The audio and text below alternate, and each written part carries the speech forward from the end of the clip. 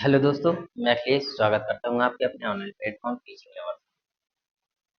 तो जैसा कि आप लोगों को पता है, हम लोगों ने एक बिहार प्राइमरी टीचर की प्रैक्टिस सेट की एक सीरीज स्टार्ट की थी। आज उसका सेट नंबर 10वां। तो चलो शुरू करते हैं बिना टाइम वेस्ट। पहला सवाल कह रहा भाग के एक प्रश्न में भाजक भागफल का एक तिहाई है एवं शेष फल का तिगुना है। यदि शेष फल 36 हो तो भाज्य क्या होगा। तो देखो, सबसे पहले ये देख लो कि वो कह क्या रहा है। कह रहा है भाजक भाग, यहाँ लिख लेंगे भाजक भाजक भाग एक तिहाई है। फिर कह रहा है एवं शेष फल का तिगुना है। तो यही जो भाजक है वो शेष फल का तिगुना है। शेष फल का तिगुना है। तो कह रहा है शेष फल 36 है। तो शेष फल की वैल्यू 36 दी हुई है। 36 का मल्टीप्लाई 3 में करेंगे कितना आ गया, 3 छंग 18 और 3 ये 9 10 108। ये जो 108 आया है ये क्या आ गया, भाजक आ गया। तो 108 आ गया भाजक। तो जब भाजक 108 है तब 3 का मल्टीप्लाई किस में कर देंगे, 108 में। तो कितना हो जाएगा, 3 अट्ठी 24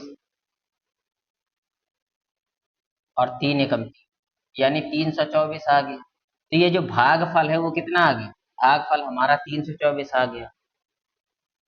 अब हमसे पूछ रहा है भाज्य क्या होगा। तो भाज्य बराबर होता है भागफल भागफल गुणे भाजक और प्लस शेषफल। शेषफल 36 है, बस मल्टीप्लाई कर। देखो, गुणा करने का आसान तरीका देखो। सबसे पहले क्या करेंगे, इस 108 को 100 प्लस 8 लिख सकते। 100 का मल्टीप्लाई करो 324, कितना हो गया 324 डबल जीरो। अब 8 का मल्टीप्लाई इसमें करो तो 8 चौको 32 और 8 तियां 8 दूनी 16, 16 3 19, 8 तियां 24, 24 1 25। ये हो गया।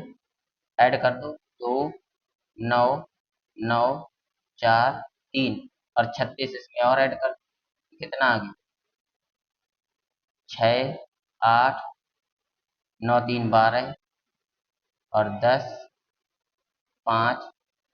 तो आंसर क्या आ गया 35 28। आंसर क्या आ गया 35 28। तो option number 3 is the right answer. समझ में आया कि नहीं आया। देखो, कह रहा था भाजक भागफल का 1/3 और भाजक शेष फल का 3 गुना। भागफल का 1/3 है और शेष फल का 3 है, 3 गुना है। तो फिर कह रहा है 36 शेष फल दिया है तो 36 को गुणा 3 में कर दिया तो हमारा ये भाजक आ क्या आ गया, भाजक। अब जब भाजक बराबर यहाँ 108 आ गया तो इसका मल्टीप्लाई हम 3 का मल्टीप्लाई 108 में कर देंगे तो हमारा भागफल निकल आएगा।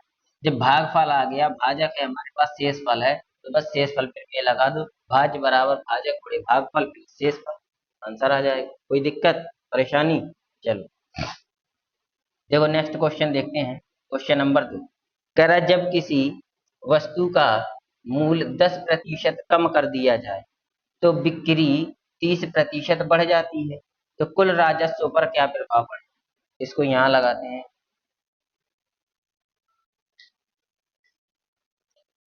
सवाल क्या कह रहा है कि किसी, मान लो जो वस्तु का मूल्य है, जब किसी वस्तु का मूल्य 10% कम कर दिया जाए तो मूल्य मान लो 100 रुपए है। कितना मान लिया, 100 रुपए। अब इसमें 100 रुपए में 10% कम कर दिया तो 90 हो जाएगा। अगर हमने 10% कम कर दिया तो 90 रुपए, यानी 100 रुपए की चीज 90 रुपए में बेच रहे हैं तो बिक्री 30% बढ़ जाती है। तो बिक्री कितनी बढ़ जाती है, 30% बढ़ जाती है। 2 जीरो से 2 जीरो कैंसिल, 9 तियां 27, यानी 27 रुपए बढ़ जाता है। क्या हो जाता है, 27 रुपए बढ़ जाता है। तो 90 में 27 ऐड करो, कितना हो गया 117। कितना हो गया 117 हो गया। यानी 100 रुपए की वस्तु थी, 10 रुपए डिस्काउंट दे दिया तो 117 रुपए का फायदा हो गया। यानी 117 रुपए की वस्तु जाने लगी। अब आगे क्या कह रहा है, तो कुल राजस्व पर क्या प्रभाव पड़ेगा। यानी 17%। कितना? 100 में 117, देखो डिफरेंस देख लो दोनों का, 100 से 117 हो गया तो कितना हो गया? 17% का क्या पड़ेगा प्रभाव पड़ेगा। कितने का? 17% का प्रभाव। समझ में आया? कोई दिक्कत परेशानी? Option number 2 is the right answer.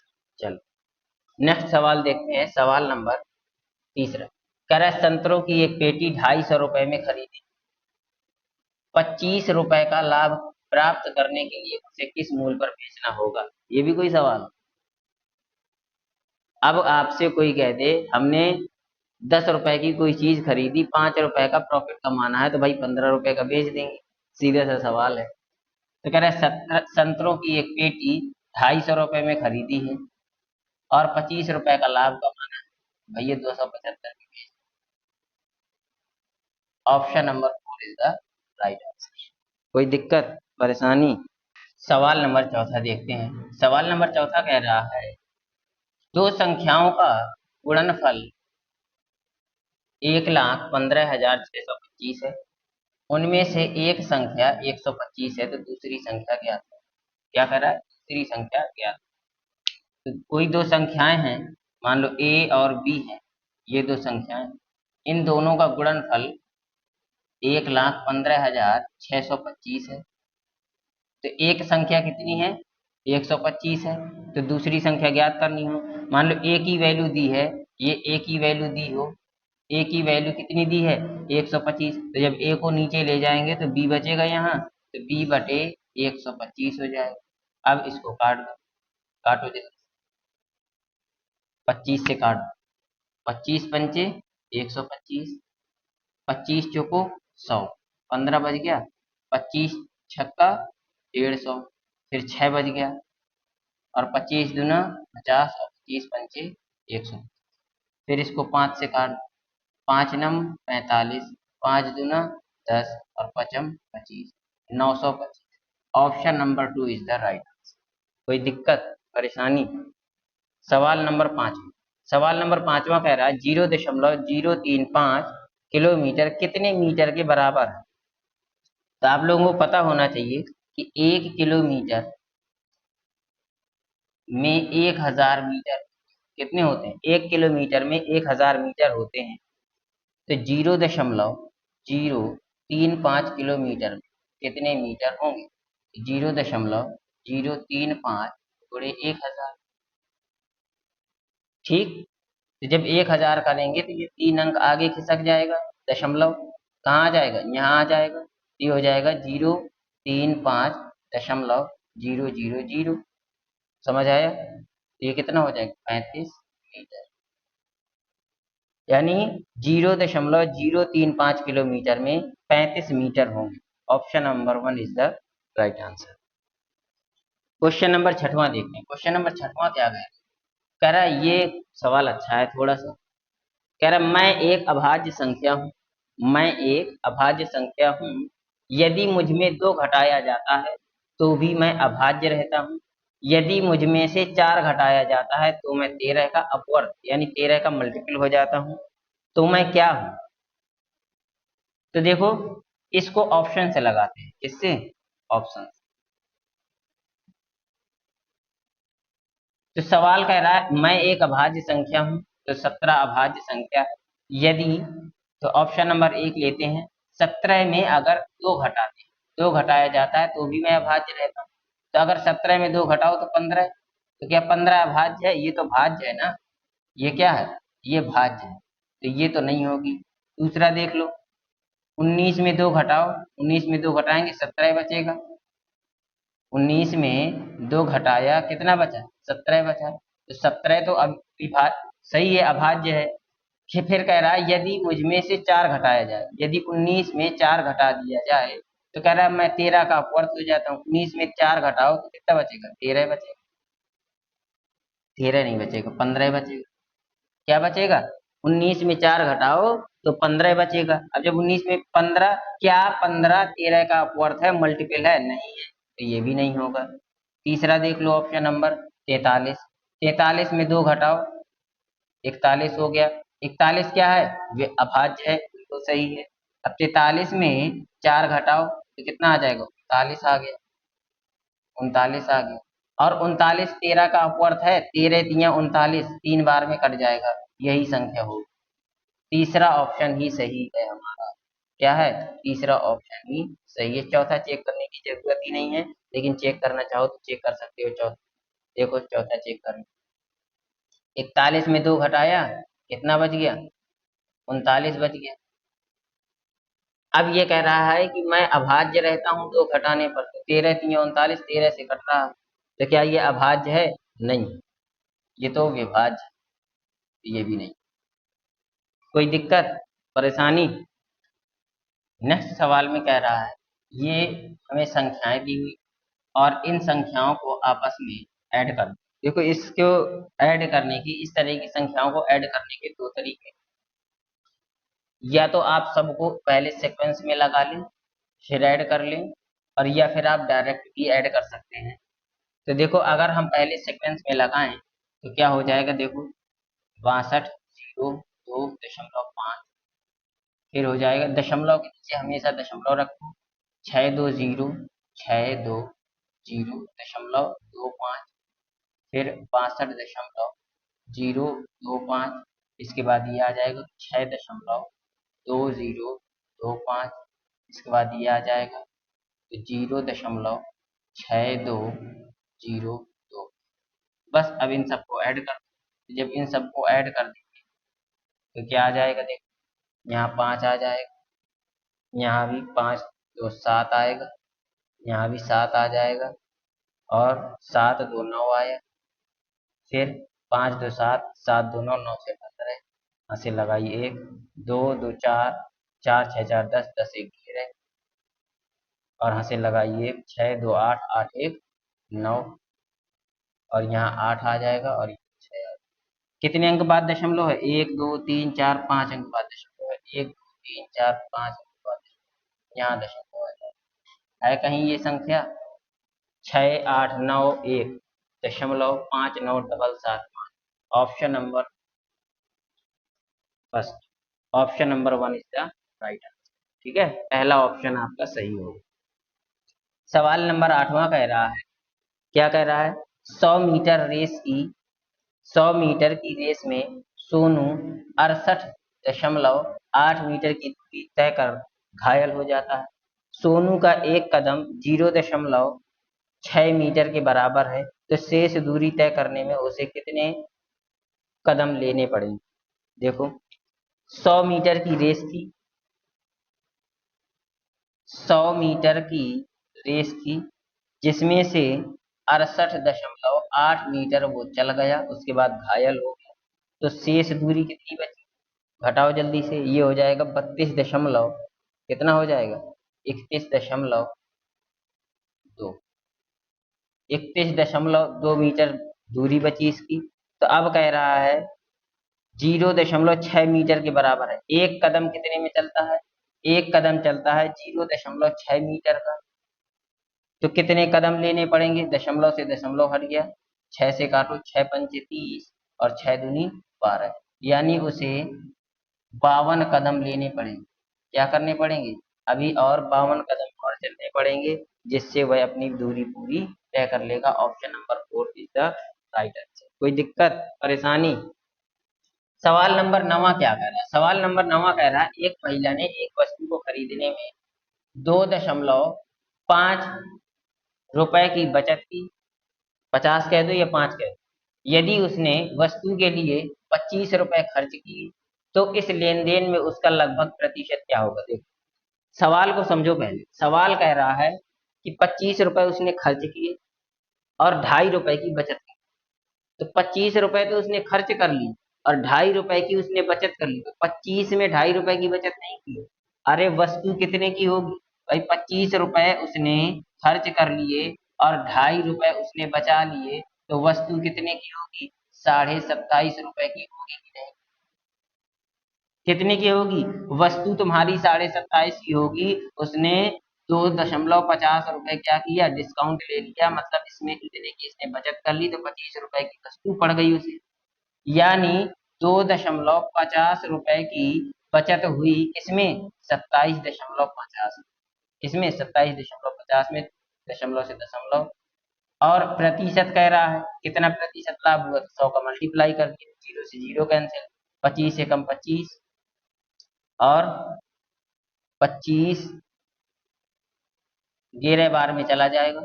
कितने बार में? 25 दाहम 250 होता है, 11 बार में चला गया, और 11 का भाग कितना आ गया? 9 सही 1/11%। 9 सही 9 सही 1/11%, लगभग कितने के बराबर है? लगभग 9 के बराबर है, लगभग 9% के बराबर है। तो option number 2 is the right. कोई दिक्कत परेशानी बताओ। 8 सेंटीमीटर भुजा वाले 8 सेंटीमीटर भुजा वाले घन का आयतन क्या है? तो सबसे पहले घन देख लेते हैं। ये हमारा घन है, ये क्या है? ये हमारा घन। अब इसकी भुजा क्या है? 8 सेंटीमीटर है।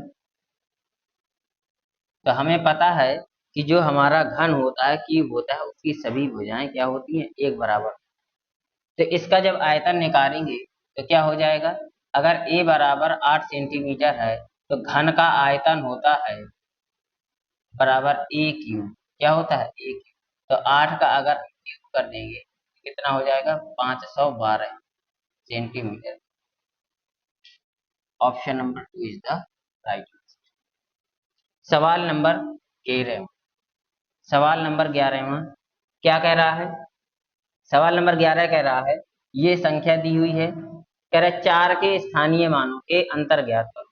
तो 4 का स्थानीय मान निकालना है हमें। तो स्थानीय मान निकालने के लिए हमने बताया था कि जिस संख्या का स्थानीय मान निकालना हो उस पर ऐसे लाइन लगा दो, 4 लिख दो, और जिसके बाद में जितनी संख्या लिखी है उतने 4 के नीचे 4 लिखा, और 2 अंक है पीछे, 2 इसके नीचे देखो तो 4 है, 4 लिख दिया, 1 2 3 4 5 जीरो है, 5 लगा दिया, 5 जीरो, बस यही हो गया स्थानीय मान। अब इनका हमें अंतर निकालना है। तो अंतर निकालने के लिए क्या करो? -400 को घटा दो। 4000 में 4 लाख में कितना घटाओगे? 400 घटा दो। देखो 400 जब हम घटाएंगे कितना आ जाएगा? 0 0, 10 में 4 किया 6, यहाँ बचा 9, यहाँ भी बचा 9, यानी 399600, 399600। Option number 4 is the right. समझ आया? अगला क्वेश्चन करें। क्वेश्चन नंबर 12 कह रहा है इसका लासा ज्ञात। क्या करना है? 12, 16, 18, 27 और 36 का एलसीएम निकालना। क्या निकालना है? तो हम एलसीएम निकालना है, एलसीएम निकाल लो। सबसे पहले इसको किससे काट लो? 2 से काट लो। 2 छक्का 12, 2 अट्ठे 16, 2 नम 18, 27 की जगह 27 और 18, फिर 2 से काटो, 2 तिया 6, 2 चौको 8, 3, 27 की जगह 27 ही रखो, और 2 नम 18। अब इसको 3 से काट दो, 3 एकम 3, 4, 3 एकम 3, 3 नम 27, 3 तिया 9, फिर 3 से काटो, 4 1, 3 तिया 9 और 3। समझ आया? तो अब देखो क्या हो जाएगा? 3 2 दूनी 4, 4 तिया 12, 12 तिया 36, और गुणे 3 चौको 12, तो कितना हो जाएगा? 12 छंग 72, यहाँ से लगाई 7, और 12 तिया 36, 36 और 7 43। तो option number 3 is the right. समझ आया? यानी एलसीएम में क्या करते हैं? एलसीएम निकालने के लिए हम तब तक संख्याओं को काटते हैं जब तक ये संख्याएं पूरी पूरी डिवाइड ना हो। और जो हमारे ये भाजक होते हैं उन भाजकों का क्या कर लेते हैं? आपस में गुणनफल कर लेते हैं, वही हमारा लासा हो जाता है। तो हमने सबका गुणनफल कर लिया, क्या आ गया? 432 आ गया। Option number 3 is the right answer. कोई दिक्कत परेशानी? चलो सवाल नंबर 13। सवाल नंबर 13 कह रहा है दो संख्याओं का लासा उनके मासा का 17 गुना है। मजेदार सवाल है, ठीक है। चलो, दो संख्याओं का लासा उनके मासा का 17 गुना है। तो जो हमारा एलसीएम है वो एचसीएफ का कितना है? 17 गुना है। यदि एलसीएम एवं एचसीएफ का योग, एलसीएम प्लस HCF कितना है का योग 54 है, इन दोनों का योग 54 है। तो कह रहा है संख्याओं का गुणनफल क्या होगा, तो संख्याओं का हमें गुणनफल निकालना है। तब ये बताओ, अगर हम इससे इससे क्या निकाल लें, अगर हम एलसीएम निकाल लें, या एलसीएम की वैल्यू निकाल लो इसकी, या एचसीएफ की निकाल लो। तो अगर हम इससे एलसीएम की वैल्यू निकाल लें तो ये हो जाएगा एलसीएम बराबर HCF माइनस 54। एलसीएम बराबर 54 माइनस HCF हो गया पक्का। एलसीएम की वैल्यू यहाँ उठा के रख दो, ये हो जाएगा 54 माइनस HCF बराबर HCF मल्टीप्लाई बाई 17। ये 17 HCF है, ये एक HCF है, उस तरफ जाएगा तो कितने हो जाएंगे, 18 HCF हो जाएंगे। कितने हो जाएंगे, 18 HCF हो गए। तो 18 तिया 54, तो HCF बराबर कितना आ गया, HCF बराबर 3 आ गया। तो जब HCF बराबर 3 आ गया तो HCF की वैल्यू 3 यहाँ रख दो, तो 17 तिया 51। एलसीएम कितना आ गया, 51 आ गया, और एलसीएम 51 और HCF 3। तो कह रहे हैं संख्याओं का गुणनफल, तो संख्याओं का गुण एलसीएम और HCF का गुणनफल ही दोनों संख्याओं का गुणनफल होता है। तो इसमें गुणा कर दो, 51 गुणे 3 बराबर 3 एकम 3, 3 पचे 153 आ गया। Option number 4 is the right answer. बताओ कहीं दिक्कत है, कोई दिक्कत परेशानी नहीं। सवाल नंबर 14 कह रहा है कि चार समान आयतों से मिलकर बनी, यानी ये जो आकृति है वो चार समान आयतों से मिलकर बनी, जिनकी विमाएं 20 सेंटीमीटर और 8 सेंटीमीटर है। छायांकित भाग का क्षेत्रफल ज्ञात। ये जो छायांकित भाग है इसका हमें क्षेत्रफल ज्ञात करना है। तो ये बताओ, अगर हम इसका क्षेत्रफल निकाल लें और इसका क्षेत्रफल निकाल लें और इसका निकाल लें, यानी इन चारों आयतों का क्षेत्रफल निकाल लें, और इस ये जो ABCD वर्ग है, ये क्या है, वर्ग ही तो होगा। बताओ क्यों वर्ग नहीं होगा, क्योंकि देखो अगर ये 8 है, ये 8 है तो ये भी 8 होगी, जब बराबर हैं सब तो ये भी 8 होगी। तो अगर हम इसमें 8 और जोड़ दें तो ये कितनी हो जाएगी, ये टोटल 28 हो गई, और ये भी तो 28 हो जाएगी, और ये भी 28 हो जाएगी, और ये भी 28 हो जाएगी। तो ये क्या हो गया, ये तुम्हारा एक बड़ा वर्ग बन गया। इस बड़े वर्ग में ये जो अंदर का एरिया है इसको घटा दो, जो आयतों का एरिया है। तो इस बड़े वर्ग में, टोटल वर्ग में इन आयतों का एरिया घटा देंगे तो अंदर का निकल आएगा। निकल आएगा कि नहीं निकले, समझ में आया। ये देखो हम निकाल लें, सबसे पहले तो चार आयतों का क्षेत्रफल निकाल लें। क्या निकाल लें, चार आयतों का क्षेत्रफल। तो आयतों का क्षेत्रफल क्या हो जाएगा, 20 गुणे 8, 20 गुणे 8, 4 है तो 4 का गुणा कर दो, तो 8 चौको 32, 32 दूनी 64, 64 सेंटीमीटर स्क्वायर ये आ गया आपका इन आयतों का क्षेत्र। अब पूरे वर्ग का निकाल लो कि पूरे वर्ग का क्षेत्रफल क्या हो जाएगा, तो वर्ग ABCD का क्षेत्रफल क्या हो जाएगा, 28 मल्टीप्लाई बाई 28। तो 28 मल्टीप्लाई बाई 28, तो 28 का जो वर्ग है वो होता है 784 सेंटीमीटर स्क्वायर। तो कितना हो जाएगा, 784 सेंटीमीटर स्क्वायर। अब इसमें क्या करें इस बड़े वाले में, इस पूरे वर्ग में इसको घटा दें तो ये वाला निकल आए। घटाओ, 4 में 0 गया 4, 4 और 144 सेंटीमीटर, यानी छायांकित भाग का जो क्षेत्रफल है वो कितना होगा, 144 centimetre square. Question number, option number 2 is the right answer. सवाल नंबर 15, सवाल नंबर 15 कह रहा है 4 अंकों की सबसे बड़ी संख्या क्या है जिसमें 4, 5, 7 से भाग देने पर प्रत्येक स्थिति में 2 शेषफल प्राप्त होता है। इस टाइप का सवाल हर एग्जाम में पूछा जाता है, मोस्टली एग्जाम में पूछा ही जाता है। तो ध्यान से देखो, कोई भी एग्जाम, कोई भी कॉम्पिटिटिव एग्जाम हो उस एग्जाम में ये सवाल पूछा ही जाता है। देखो कह रहा है चार सवाल, ये सवाल नहीं मतलब इस टाइप का सवाल पूछा ही जाता है। कह रहा है 4 अंकों की सबसे बड़ी संख्या क्या है। तो 4 अंकों की सबसे बड़ी संख्या पूछ रहा है, तो सबसे पहले तो हम 4 अंकों की सबसे बड़ी संख्या लिख लेंगे। कह रहा जिसमें 4, 5, 7 से भाग देने पर प्रत्येक स्थिति में 2 शेषफल बचता है। तो 4, 5, 7 से भाग देंगे, ये क्या है, ये आपस में एक दूसरे से क्या है, अभाज्य है। क्या है, अभाज्य है। तो इन्हें हम सह अभाज्य कह सकते हैं। तो इनका जो हम एलसीएम निकालेंगे तो कितना हो जाएगा, 4 पंचे 20 और 7 दूनी 14, यानी 140 हो गया। कितना हो गया, 140। तो अगर हम 140 से इसमें क्या कर देंगे, इनके एलसीएम से भाग दे दो।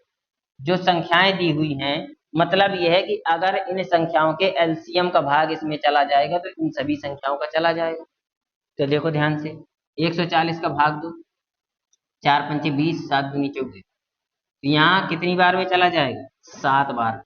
14 सत्ते 98, 7 बार में चला जाएगा, 0 और 98। यहाँ 9 बचा, यहाँ 1 बचा, 9। अब कितनी बार में, 1 बार में चला जाएगा। कितना बचा, 9, 5, 59 बच गया। अब कह रहा है कि हम इधर देखो, ये बताओ, ये 59 ही तो एक्स्ट्रा बच रहा है।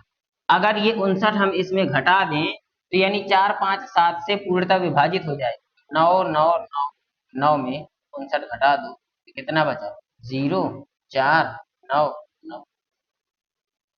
तो 9940 एक ऐसी संख्या है जो 5, 4, 5, 7 से पूर्णतः विभाजित हो जाएगी। लेकिन कह रहा है प्रत्येक स्थिति में 2 शेषफल बचता है, तो इसमें 2 ऐड कर दो, 2 शेषफल बचता है, 2, 4, डबल 9942 एक ऐसी संख्या है जिसमें 4, 5, 6, 4, 5 व 7 से भाग देने पर प्रत्येक स्थिति में 2 शेषफल बचेगा। कोई दिक्कत परेशानी, कह रहा है एक गांव की जनसंख्या 12,500 है, इसमें 40% साक्षर हैं, तो कितनी जनसंख्या निरक्षर होगी, तो ध्यान से देखो। यानी ये जो जनसंख्या है ये 100% है।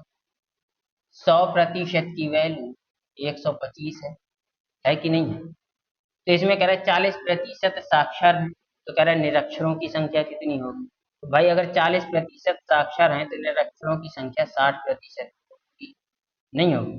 तो 60% की वैल्यू क्या हो जाएगी, 150 गुणे 60 बटे 100, 2 जीरो से 2 जीरो कैंसिल, कितना आ गया, 6 पंचे 30, 6 दूनी 12, 12 15 और 6 कम 6 1 7, यानी 7500 ऐसी जनसंख्या होगी जो क्या होगी, निरक्षर।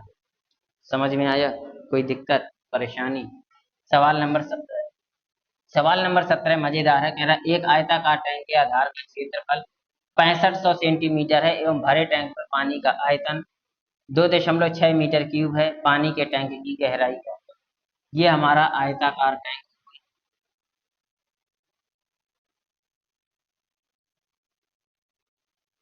क्या है, ये हमारा आयताकार टैंक। इस आयताकार टैंक की अगर हम क्या करें, कह रहा है आधार का क्षेत्र, ये जो क्षेत्रफल है ना, आयताकार टैंक का क्षेत्रफल है वो कितना दिया है, क्षेत्रफल दिया है 6500 सेंटीमीटर स्क्वायर। यानी ये क्या है, ये इस आयताकार की लंबाई गुणे चौड़ाई है। क्या है, लंबाई गुणे चौड़ाई है। तो टैंक का आयतन कह रहा है, तो बताओ ये टैंक ही है ना। टैंक कैसा है, घनाभ के आकार का। तो जब घनाभ के आकार का है तो घनाभ का यानी टैंक का जो आयतन होगा, टैंक का आयतन, टैंक का आयतन होता है एल गुणे बी गुणे एच बराबर 2.6 मीटर की। बात समझ में आई। तो कह रहा है टैंक की गहराई ज्ञात करो। हमारे पास एल, ये एल है, ये बी है और ये एच। तो एल और बी दी हुई है, एल और बी दी है, हमें एच ही तो ज्ञात करनी है। ऊंचाई कह दो या गहराई कह दो। तब ये बताओ, ये मीटर में दिया है, ये सेंटीमीटर में दिया है। ये मीटर में दिया है, ये सेंटीमीटर में दिया है, तो क्या हो जाएगा बताओ। तो अगर हम इसका सबसे पहले तो इसको हम मीटर में सेंटीमीटर में कन्वर्ट कर लेते, सेंटीमीटर में कन्वर्ट करने के 2.6 गुणे मल्टीप्लाई कर सेंटीमीटर की, क्योंकि 1 मीटर में 100 सेंटीमीटर हो। तो अब ये क्यूब है तो 100 का जब क्यूब करोगे तो 6 जीरो लगाएंगे ना। तो 2.6 गुणे सेंटीमीटर क्यूब। समझ में आया?